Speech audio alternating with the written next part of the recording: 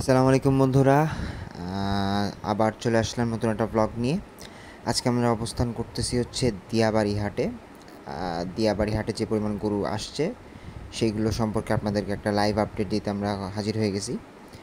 So সবার আগে যারা চ্যানেলে নতুন আছেন তারা অবশ্যই আমাদের চ্যানেলটাকে সাবস্ক্রাইব করবেন এবং বেল বাটনটা ক্লিক করে দিবেন, যাতে আমাদের নতুন নতুন আপডেটগুলো আপনার সবার আগে আমাদের নোটিফিকেশনে পেয়ে যান। অবশ্যই লাইক করবেন, শেয়ার করবেন এবং আমাদেরকে কমেন্টে জানাবেন আপনারা কী ধরনের টাইপের গরু দেখতে চাচ্ছেন। সো চলুন শুরু করা যাক।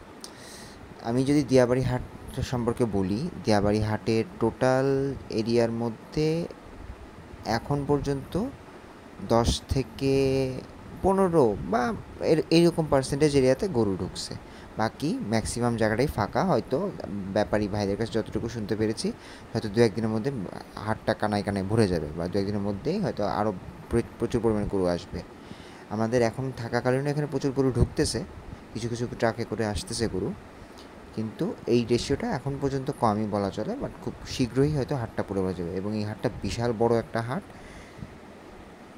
এবং যেই জিনিসটা আরেকটু চোখে পড়লো সেটা হচ্ছে দিয়াবাড়ি হাটে মাশাল্লাহ অনেক প্রচুর পরিমাণ ইন্ডিয়ান বোল্ডার বা ইন্ডিয়ান বলদ বলে আমরা যেটাকে চিনে থাকি, যেটা বিগত বেশ কিছু বছর ধরে খুবই রেয়ার হয়ে গেছে আমাদের বাংলাদেশের জন্য। এই টাইপের ইগুলা খুব বেশি অ্যাভেলেবেল, মানে হাটে বেশ ভালো সংখ্যক বলদ আজকে আমার চোখে পড়ছে।